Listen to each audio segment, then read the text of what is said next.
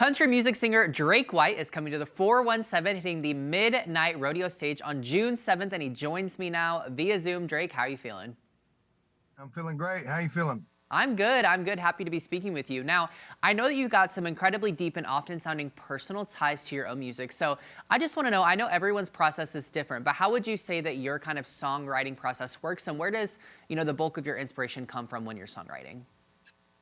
Oh man.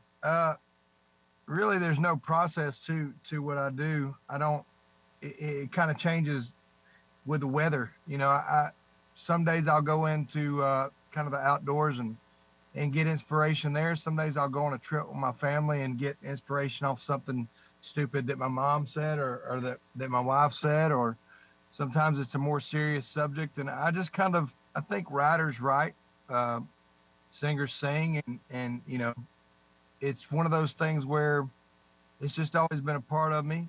And I like coffee when I drink. When I write, I like to write with my friends. I like to co-write, but also like to write alone. So there's really no rhyme to the reason.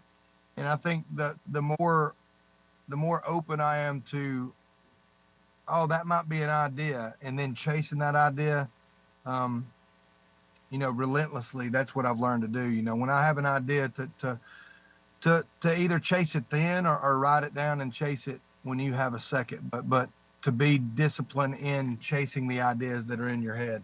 Yeah, no, I think that makes a lot of sense. And you spoke of writing with your friends. And I know that you've partnered with some country music powerhouses like Maren Morris and Colby Calais. So, what was kind of that like for you? What were those experiences like getting to partner with people like that? Well, I mean, Nashville is that melting pot. It's kind of the I call it the Athens of the South, meaning that there's just a bunch of artists. There's a lot of songwriting that goes along, and there's a lot of energy and frequency that is related to that. When you come into Nashville, you can feel it. So it's kind of like a big pot of gumbo. You stir everybody up, and you just kind of create of that out of that. But I mean, right with those folks, it's been a while for Marion. I haven't. It's been a long, long time with Marion, but Yeah. for the most part, uh, people are like, that's what this town's about. That's what Nashville's about. That's what music is about. For me, is just kind of bouncing ideas off each other and seeing where you land, and just being open to everybody's perception of what reality of what life is. I think that's a big important part of creating anything. Yeah, I mean, shared life experience as well as collaboration, I'm sure makes all the difference for you and your music. Now, there's one song that kind of stands out to me of yours called Making Me Look Good Again, and then you had a wedding edition come out. And I know this song, you kind of had the wedding edition come out, kind of relate some of your own pieces of your wedding to it and the music video with it. So tell me about that song. Did you ever think that it was going to kind of have the impact that it did on people, or what did you think when you made that song? I don't know if I really ever thought anything. I definitely didn't think that I'll be making a wedding edition. It's not something that I think the older I get, and the more I create, and the more I stay in this, the more I realize that you don't really control any of it. A song is. I wrote that song for my wife because of something her dad said when we were drinking beer out on the river, and he just said, my daughter is better looking than you are, and I was like, yeah, she makes me look good. And he goes, hey, that'd be a good song. And so I just started kind of attacking that, and then it turned into what it turned into. And I mean, that song has had so many ups and downs. I mean, there was a time where it was a ballad, so people didn't want it to be on the radio because the label didn't, because it was slow. And then the Sirius XM thing happened where it went number one there, and people have just you know people have just loved that song, and I love that song. It was just a homage to my wife, and how she makes me look good again physically, but also so many different other ways, Yeah, yeah. and how she props me up and helps me. And I think that speaks to people. I mean, um, you can't get through this life alone. I mean, I guess you could, but it's not going to be near as fun. It's not going to be near as easy if you just kind of shut everybody out. So letting people in, and letting people share sharing life is the best joy. So that's where I'm at on making me look good again. Yeah, I mean, I think a lot of people share relatability in that, and especially the piece of the account with you and the father, because a lot of people say that about me with my wife as well. So the wife always looks better than the husband. It's just how it goes. Now, Drake, I know that you've overcome a lot personally, and this is something that really stands out to me. That your fans will recall that you collapsed on stage having a stroke back in 2019. So how would you say that that situation kind of impacted you both as a musician and just a human in general?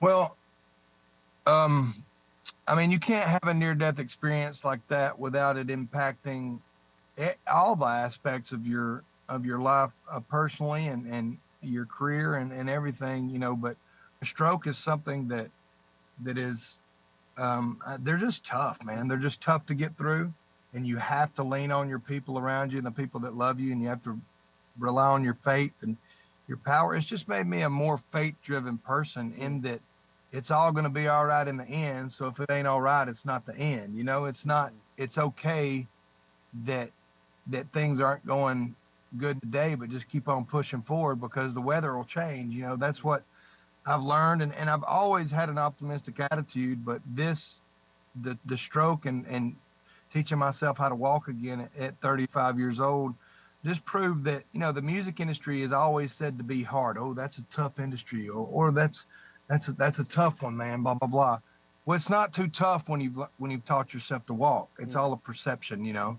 Um, and that's given me the strength to keep going through a career that's had its ups and downs and lefts and rights. I'm just thankful of it. I'm thankful to be writing. I'm thankful to be playing, and being out there, and uh, being viable in today's scene, and just writing songs, and being an inspiration to people, and that's all I can. It's just changed everything. Changed me as a father.